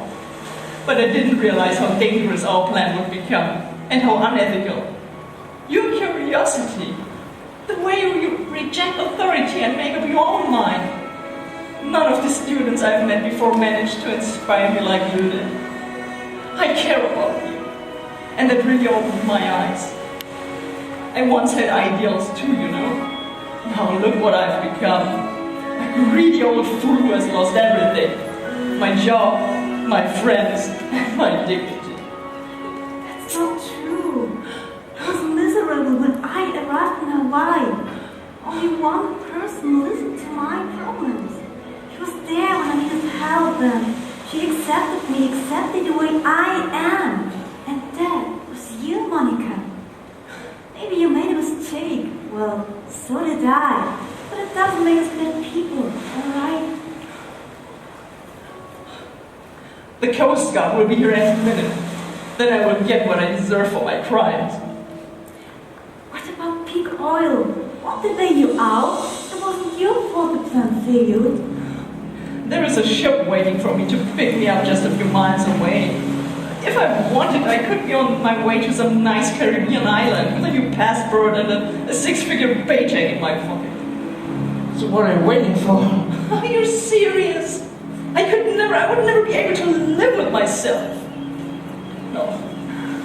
And you think Dayton is going to fix that? If I were you, I'd get the hell out of here and work to make things right. But how? Use the money for a good cause. How so? Well, I could use a new boat. Exactly. And didn't you say Bailey did all his research on university resources? We'll blow the whistle on him and get his patent assigned to him that really belongs. The university. There are so many ways you can make a difference. I'm not going to stand by and let you get arrested.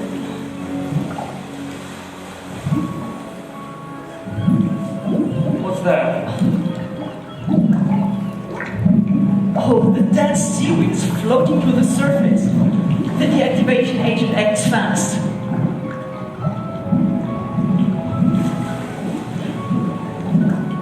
All right.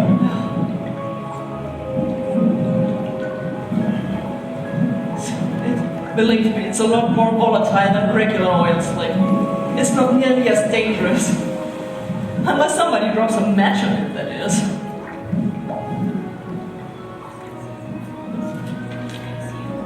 Coast Guard is here. So get going. We gotta hurry. The university has a wave boat somewhere out here. It should be big enough to stand up. If you drop us up there, I can disrupt the police long enough for you to escape.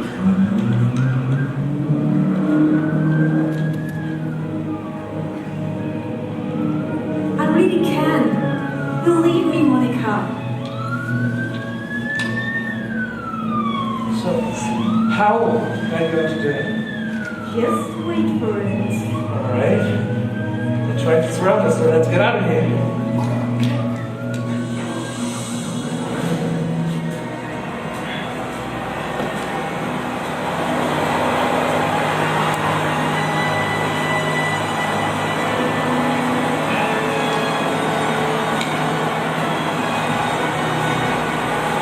Here's the boy! Over there! Do you see it?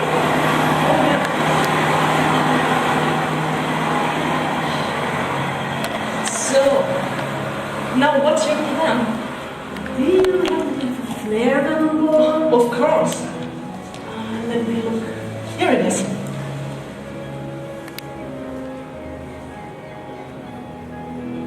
Thank you. Okay. But please, just be careful when you light it up. Or you will light this place up like a birthday cake. Exactly. Now, take the boat and go. Blow your horn when you're on the other side of the spill, and I'll give them a fireworks show you'll never forget. That sounds like a really bad idea. What could possibly go wrong? Worst sunburn ever?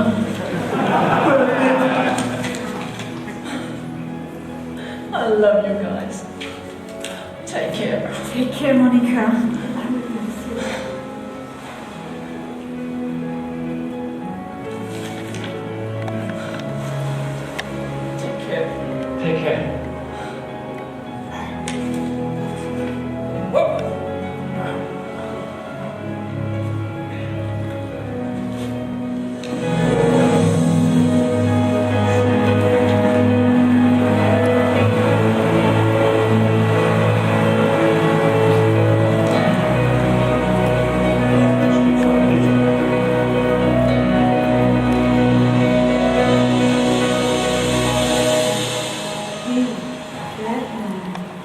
Yes, Catwoman. I love you. I love you too.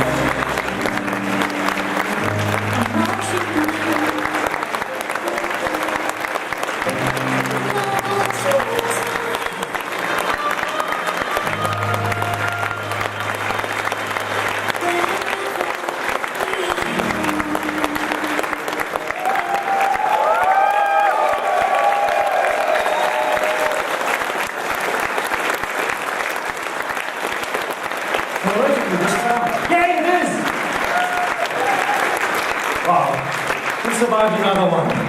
What shall I say? The end. Wow. There we go, now the fun starts.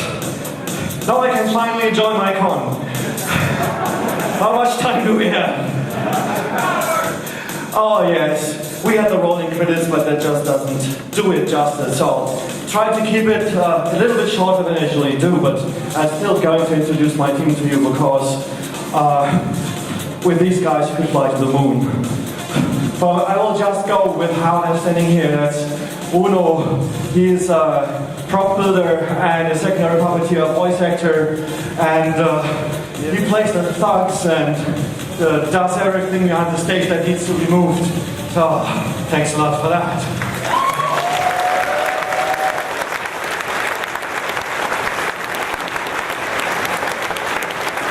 Next up is Cheyenne, who played also one of the thugs, and Belly's hands, yes, of course. See, I always watch this from your perspective, so.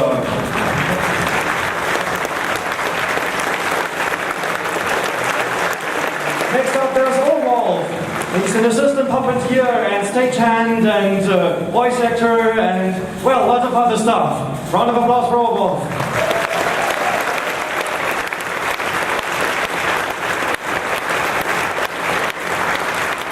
Next up, there's CJ. He's a supporting puppeteer and responsible for special effects.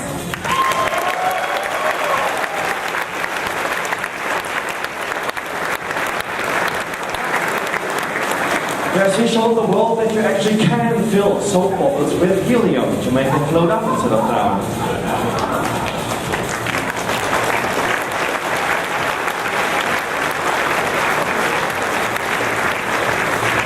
Then there's Kieran. He is well, I don't dare say properly, he's a machine builder. He builds contraptions that fall and where things slide down and up and trash cans topple over and stuff like that. So, this is Kieran. He's like, I think, a carpenter? I don't know. How's that even called? I don't know. And he's also a supporting puppeteer. So then, Professor George Bailey, played by Leonard.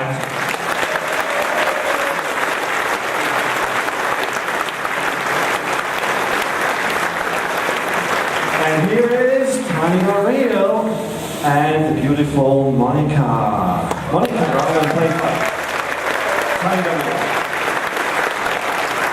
And Rita, who is this time, for the first time, actually at the same time my backstage manager and the hand wrangler for the puppeteer. So we had to split the backstage work a little bit this time. And thank you very much for that.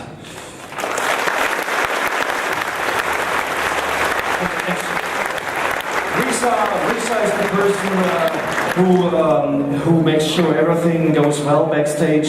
She's the one that makes sure, together with this guy here, I can't split it up. So these two people here together. This is Steve, by the way, my second backstage manager.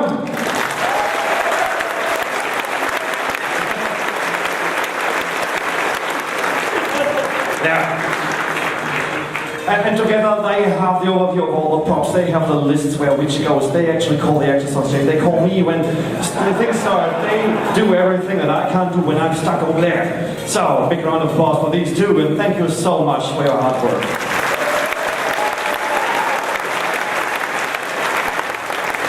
Next up, there's Mendra. Mendra does many things. The most important thing that he does, that he is responsible for both our telephone intercom system, he's responsible for all the video monitoring behind the stage, and he also did a lot of prop work and electronics work for us. So, thank you very much, Mendra.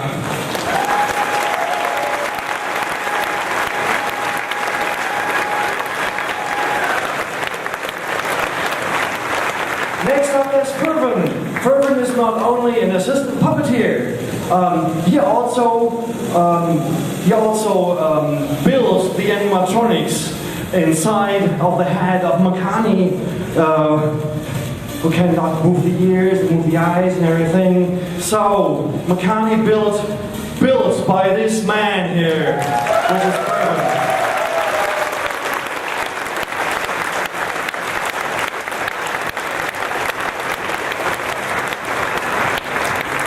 next up, this is Tiger's Eye, and he's cuddling with Ice Fox here.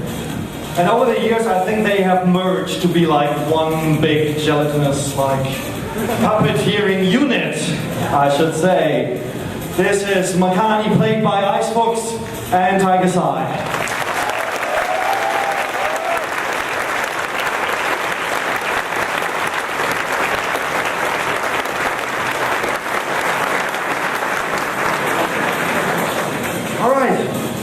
Hiding behind these two is Pan, and Pan is playing Savannah together with Leah.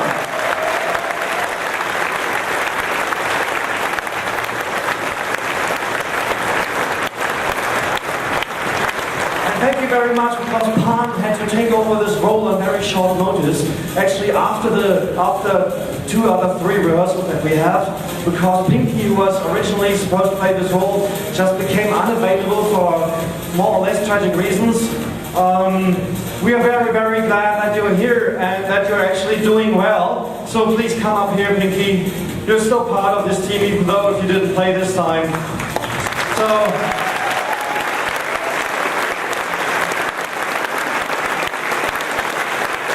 Thank you so much. And thanks again to Pam for just taking it over and playing it like she always did.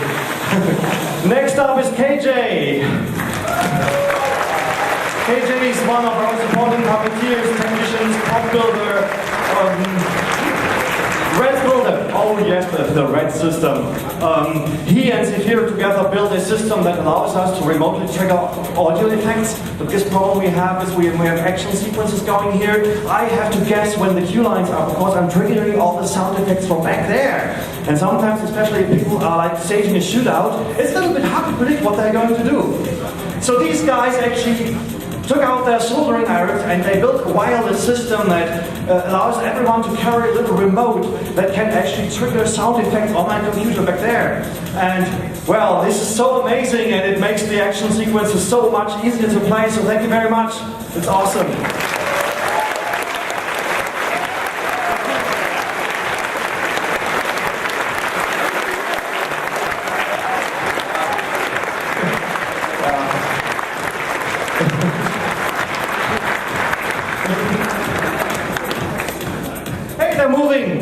Stop confusing me. Everybody knows that my mind is always going blank when I'm going up here, so actually you have to think about, what was his name again? So next up, this is Blue Panther. He's not only the vice leader of our art show, but he's also the guy who operates the curtains and the lifts. So thank you very much.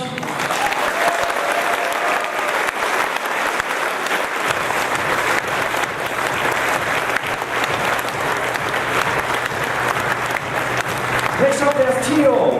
Tio is a puppet builder. I prefer to call him a puppet engineer, because that's how he builds them. He built Savannah, and he built the base skeleton for Monica. He built the foxes, he built the rats. He built like literally half of our cast. So big round of applause for our puppet builder.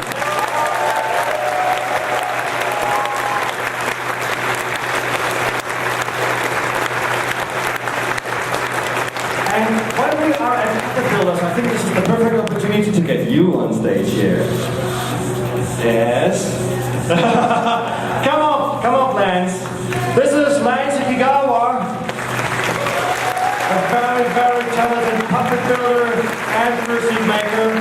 He also helped he built Dr. George Bailey over there. He also built a lot of the other puppets that we've been using since last year. He's also been very, very helpful in helping with the script and references for Hawaii, and he helped turn my gibberish that I write into proper English. Thank you so much, Lance. Yeah.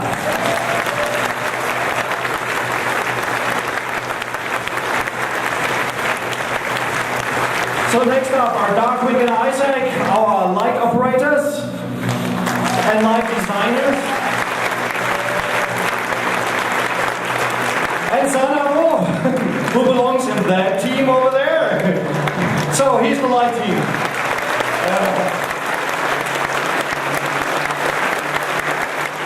Here's Jarek, our sound engineer.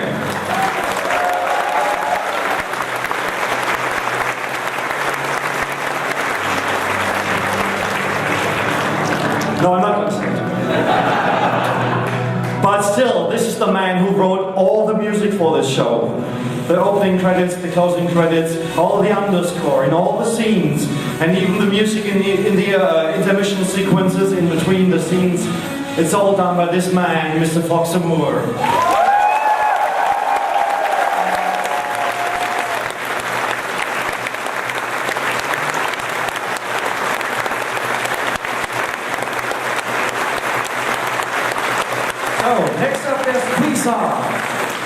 I don't think he's even... This time we did list him, because he's one of those guys who kind of just sneaks in, does useful stuff, and then he's gone before you get to credit him. This time he's up in here, helping us building all this backstage. Thanks a lot, Krisa.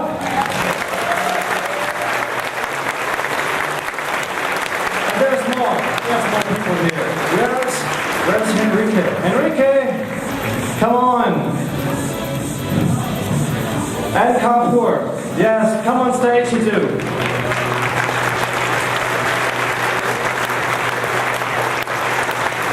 Enrique designed and built Monica in a collaboration with Theo. Big round of applause. She also, Enrique and Kapoor both helped us out with building the puppets. They did a lot of character sketches and concept sketches for us. So they're also very, very awesome artists.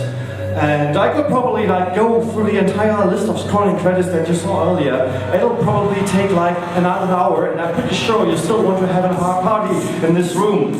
So one thing I always wanted to do, that I am going to do, and even if it takes 5 minutes, is I have a little, 3 little frequently asked questions that everybody keeps asking me. The first thing is, I could see heads. Why could I see the heads of the puppeteers all the time? That sucks. Well, the thing is, if you look at this, puppeteers come in different sizes. There's actually not a standard for this. So, what we try is put this rail at a height that's about in the middle of the average height of the puppeteers. So eventually, one or the other is going to stick out. Just don't look at them.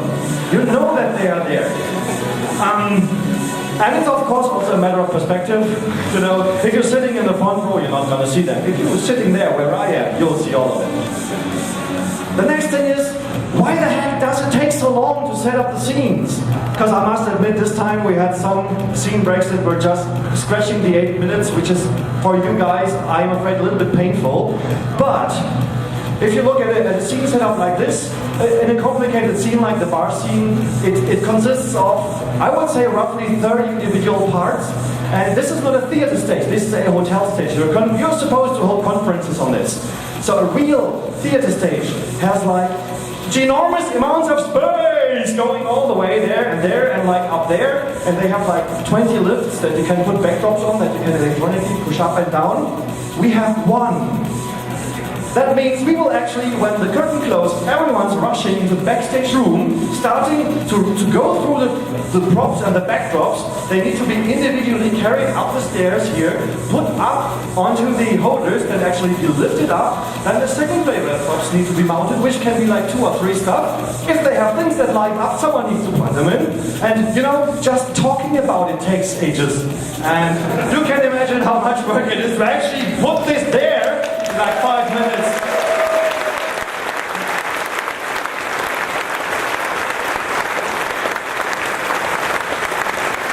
And the final question is, what about all those awful German accents? Why do you do that?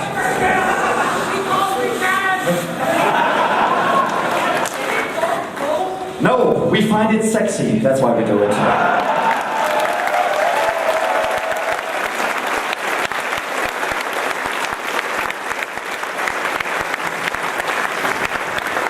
Quite obviously, you can see it weird, but 90% of this team is German, and we're doing this in a foreign language, and it has some limitations. So, we apologize for the accents. We're trying to keep them as low and understandable for you as possible. All right, did I forget anything totally? Oh, yes, of course. A stupid me. We're having the first this time. Did you enjoy the music in the show? You You can buy this music right now. If you leave this room, there will be a table and we are selling the CDs with a soundtrack for this show by Fox and Moore for 10 euros. And we hope you're going to enjoy them. They arrived like yesterday or so, so we're glad they made it. Yes. I think that's pretty much it. So, thank you very, very, very much for coming here. Thank you very much for being our audience. We had a blast playing this. And, what are you saying back here? You might have a blast playing or looking at us play it, but we had cramps. Well, we don't want to forget our director here, Cheetah, who is responsible for the story together with Ice Host. So thank you very much for kicking our asses.